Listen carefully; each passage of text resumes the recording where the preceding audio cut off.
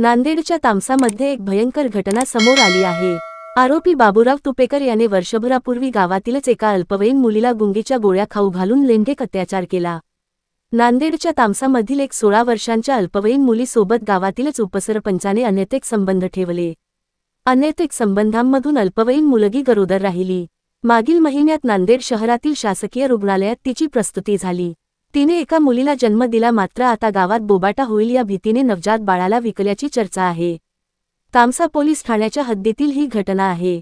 आरोपी हा गावातील उपसरपंच असून वर्षभरापूर्वी गावातीलच एका अल्पवयीन मुलीला गुंगीच्या गोळ्या खाऊ घालत त्याने लैंगिक अत्याचार केला।